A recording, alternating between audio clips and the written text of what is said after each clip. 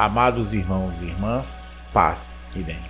Nós, da Catequese Conhecendo Jesus, convidamos todos vocês a participarem do estudo bíblico dos Salmos. Para nós cristãos, a Bíblia tradicionalmente é formada pelo Novo Testamento e pelo Antigo Testamento, que juntos são chamados de Escrituras. O Salmo é o 23º livro do Antigo Testamento. Iniciemos o nosso estudo. Salmo 67. Prece coletiva após a colheita anual. Deus tenha piedade de nós e nos abençoe, fazendo sua face brilhar sobre nós, para que se conheça o teu caminho sobre a terra, em todas as nações a tua salvação. Que os povos te celebrem, ó Deus, que os povos todos te celebrem. Que as nações se rejubilem e gritem de alegria, porque julgas o mundo com justiça. Julgas o povo com retidão, e sobre a terra governa as nações. Que os povos te celebrem, ó Deus, que os povos todos te celebrem. A terra produziu o seu fruto. Deus, o nosso Deus, nos abençoa. Que Deus nos abençoe, e todos os confins da terra o temerão. O Salmo 67 é um cântico de louvor e oração pela bênção de Deus sobre as nações de Israel, atribuído a um autor desconhecido. O Salmo começa com um apelo a Deus para ser misericordioso e abençoar a nação de Israel e fazer brilhar seu rosto sobre eles. O salmista expressa confiança de que a salvação e a justiça de Deus serão conhecidas entre todas as nações e pede que todas as pessoas o louvem e o honrem.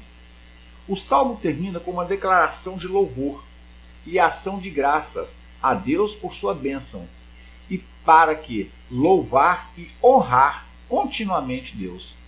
O tema abrangente do Salmo 67 é a oração do salmista pela bênção de Deus sobre a nação de Israel e um chamado a todas as pessoas a reconhecer e a honrar o poder e a salvação de Deus. Quando Deus chamou a nação de Israel, ele pretendia que a nação tivesse um caráter missionário. Era para ser uma testemunha e um testemunho para as nações vizinhas e duas importantes verdades. Qual a primeira verdade? A verdade do monoteísmo, que existe apenas um Deus. A segunda verdade, de que o povo vivendo em obediência sob o governo de Deus seria feliz e próspero. Não era a verdade de Deus que Israel fosse o terminal da sua bênção, mas um canal existente, numerosas indicações em todos os momentos. Isso, em tudo do Antigo Testamento fala isso. Fala da salvação de Deus, que ela era tanto para os gentios quanto para os judeus, e que Israel, como um reino de sacerdotes, serviria como mediador entre Deus e as nações. Infelizmente, Israel falhou nesse aspecto de sua missão, ao cair na idolatria. Negava as próprias verdades que era chamado a proclamar. Mas os propósitos de Deus não são tão facilmente derrotados. Durante a tribulação, um remanescente de judeus crentes levava o evangelho ao reino e a todo mundo. Nós vamos encontrar isso em Mateus 24:14. E no reino que se seguirá, Israel será o canal da bênção para as nações. Este salmo antecipa esse tempo. Nela, ouvimos judeus crentes orando para que Deus os abençoe, para que possam ser o meio de evangelizar os gentios. Quando lemos as palavras para que o teu caminho seja conhecido na terra, devemos lembrar que Cristo é o caminho.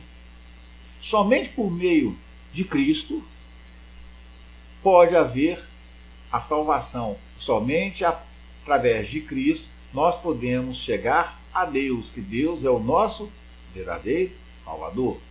Em uma extraordinária explosão de entusiasmo missionário, Israel então ora para que grandes torres de louvor subam a Deus dos gentios, que as nações desfrutem de um momento de gala, de celebração, enquanto desfrutam do governo beneficente e agitativo de Cristo e de sua ternura. Cuidado, porque eles pedem para que eles sejam protegidos, por eles se consideram pastores, eles não se consideram ovelhas. Assim como Israel anseia por ouvir Deus ser louvado por todos os povos do mundo, também nos lembramos que nós, hoje, somos fonte de recebimento de todos os louvores de Deus, de todas as graças, de todos os benefícios que Deus pode nos trazer. Os últimos 2 versículos do Salmo relatam um milênio como já tem chegado. As plantações foram colhidas e os celeiros dos silos estão estourando.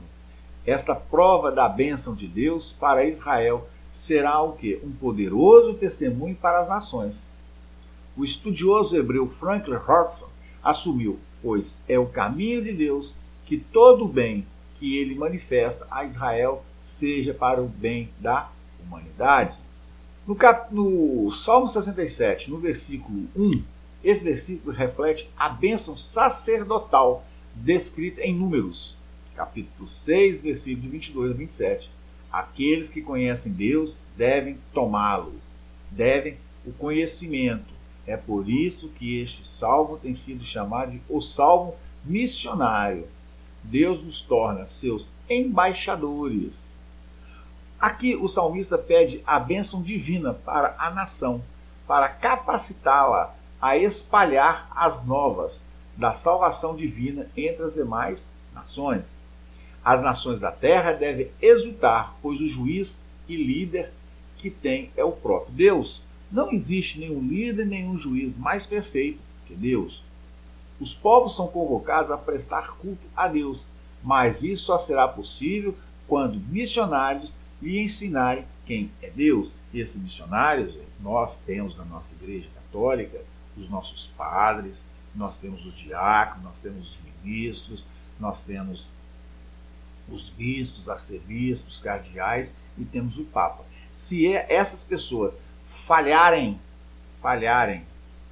na convocação do povo e não souber ensinar e trazer para esse povo a verdadeira palavra de Deus, a nação vai estar condenada. O povo vai estar condenado.